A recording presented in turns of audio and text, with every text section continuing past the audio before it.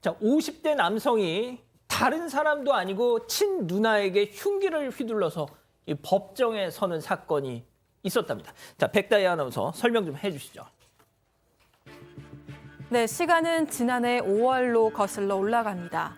50대 남성은 이른 아침부터 강원도에 사는 누나의 집에 찾아갔습니다. 현관 부근을 서성이던 남성은 매형에게 들키자 미리 준비한 흉기로 매형을 여러 차례 찔러 쓰러뜨렸습니다. 남성의 범행은 여기서 그치지 않았습니다. 그는 범행을 목격한 누나에게까지 흉기를 휘둘렀는데요. 가까스로 도망친 누나의 신고로 범행은 끝이 났지만 매형은 목숨을 잃었고 누나 역시 중상을 입었습니다. 천륜을 저버린 동생이 벌인 참극. 이 끔찍한 범행은 대체 어디서부터 시작된 걸까요? 자, 누나와 매형이 살고 있는 집에 왔어요. 그래서 흉기를 휘둘렀어요.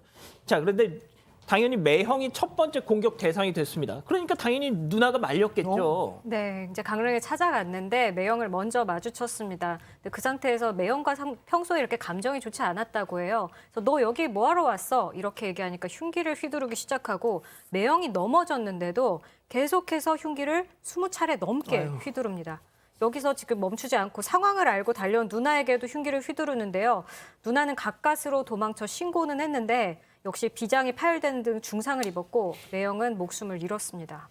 자, 도대체 무슨 억하심정이 있었길래 이렇게 20번이나 휘둘렀던 걸까요? 체크포인트 짚어보죠.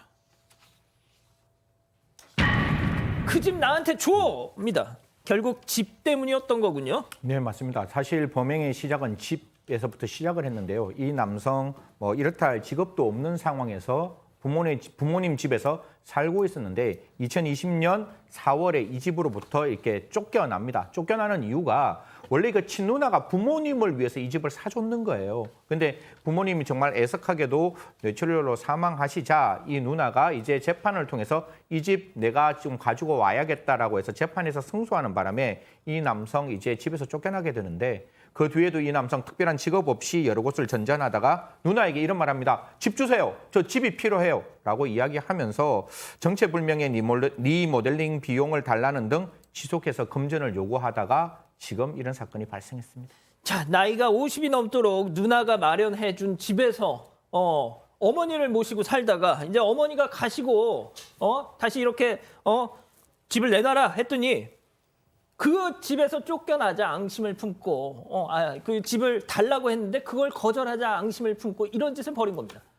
그렇습니다. 집을 달라는 거 말이 안 되죠. 자기가 산 거 아니니까. 그리고 또 뭐 리모델링 했다고 했는데 그것도 아닌 건데 어떻든 이 가해자가 당시에 흉기를 소지했어요. 그러면 계획된 범죄인 거고 또 장갑까지 준비했다고 그러면 완전 계획인데 장갑을 준비한 이유가 칼이 미끌리는 걸 방지하다거나 아니면 지문을 또 안 남기기 위해서 한 거기 때문에 처음부터 살해할 목적으로 칼을 흉기를 소지했기 때문에 아주 잔혹한 남자입니다. 더군다나 자기 친누 아닙니까? 팀장님 잠시만요. 네네. 그러니까 오히려 이 장갑을 끼고 왔다는 것 자체가 저 사람의 어떤 사전에 계획했음을 확실한 거죠. 방증하는 아주 네네. 결정적인 증거겠군요. 이 장갑 끼게 되면은 그 흉기가 미끌리지 않거든요. 그 장갑 꼈다는 얘기는 확실하게 살해할 의사가 있었다. 그렇군요. 계획된 범죄다라고 볼 수가 있는 거죠. 자, 백 변호사님. 그런데 이 네. 남성이 조사를 받으면서 태도를 싹 바꿔 내가 매형한테 먼저 공격을 당했다. 정말 이 남성은 반성을 하고자 하는 마음이 1도 없었던 것 같아요. 그게 뭐냐면 일단 매형은 사망한 상태로 발견이 됐죠.